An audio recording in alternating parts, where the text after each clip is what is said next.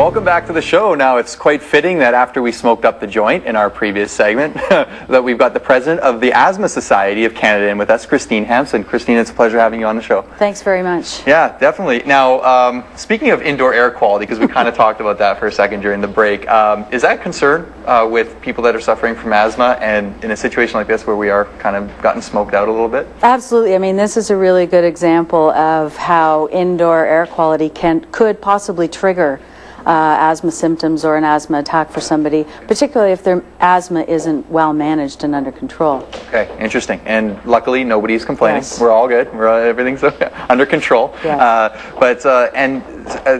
There was a recent study done that talks about asthma sufferers and treatments and whatnot. Can you just shed some light on that recent study? The recent study that was done was EUCAN AIM. So it was a number of countries in Europe plus Canada.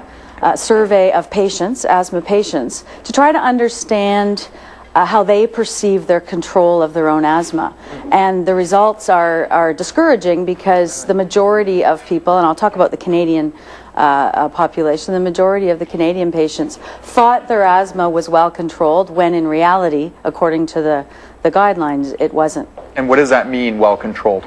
Well-controlled asthma means you're able to participate fully in physical activity, you're able to sleep through the night, you're not missing work, you're not missing school. There are few limitations on your activities. Okay, so and these people thought that they were well managing it, but it wasn't based on the facts that they were being they were providing? Absolutely. People were willing to accept a lower quality of life. They were willing to accept missing work, missing school, sitting on the sidelines when they should be participating, waking up at night, a diminished quality of life. And our vision at the Asthma Society of Canada is to empower Canadians with asthma to take control, manage their disease, and live as symptom-free a life as possible.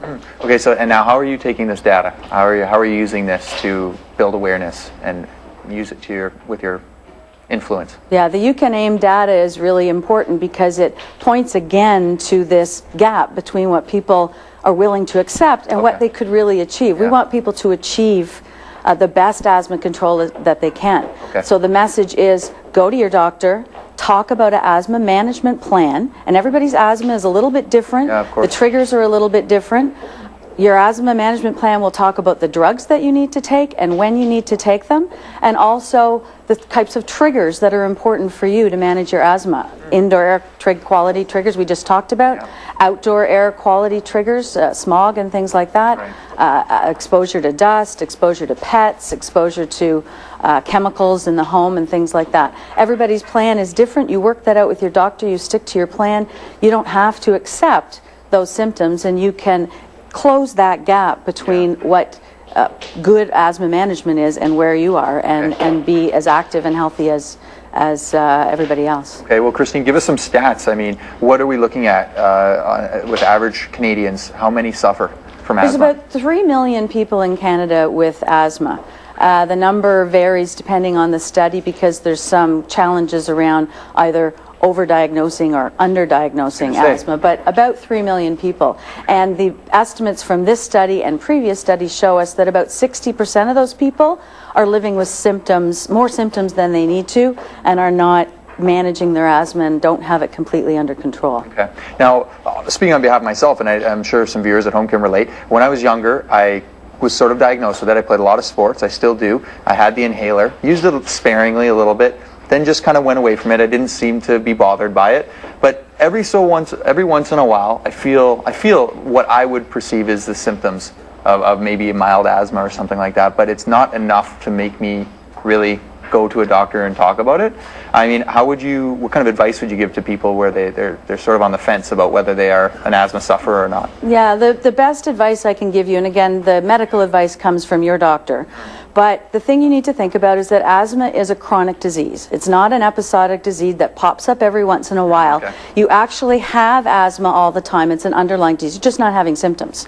So the way your doctor should treat that is to say, let's make sure we keep your underlying inflammation under control so that if you become exposed to a series of triggers, like a perfect storm almost for you, number of things all at the same time, you're able to cope with that and not and not go into severe asthma attack. Yeah. The scary thing is that 250, 300 people a year in Canada die from an asthma attack because their asthma wasn't well managed, and then all of a sudden they were confronted with it. So your asthma doesn't go away. Okay. The best studies show us that it just is under control for a long period of time.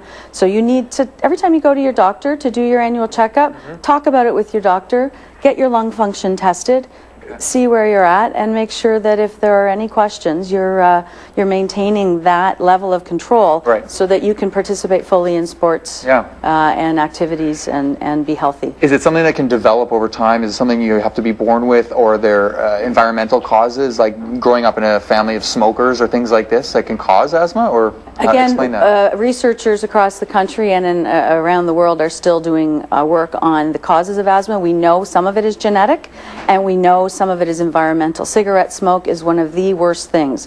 Smoking yourself or being exposed to secondhand or even third-hand smoke off people's clothing. Wow. You know, when you get in the elevator with somebody and they've all been out for a smoke break, you want to avoid that. Really? That's a serious trigger, and anybody who has asthma or cares about anybody with asthma should quit smoking. Well, third-hand smoke, I actually haven't heard that term that's before, a but that's newer interesting. term in the literature, but basically it's that off-gassing of, and you know what it's like when you get in, an elevator's the best example of somebody that's been smoking. It's on their clothes, or you bring it into the home. If your child has asthma and you think you're doing them a favor by smoking outside, you're still bringing that. You're still bringing that in, or allergens from outside, or any of those types of things that can be triggers. Okay. Well, hopefully our viewers at home are watching and listening to this information, because some people might think they are, like you said, doing a favor by going outside, and they're really not when they come back in. The severity might be lowered, I'm assuming. Severity, but there's still effects. It still lingers. There's a full range of people with asthma, and the triggers that affect each person. Some people have very mild asthma that acts up only every once in a while, to very severe asthma, which needs to be treated constantly and regularly by a specialist. Okay. Well, Christine, it was a pleasure having you on the show with us. Thank you so much. Thanks very much. For more information, you can go to www.asthma.ca, and here's some more information on the Asthma Society of Canada.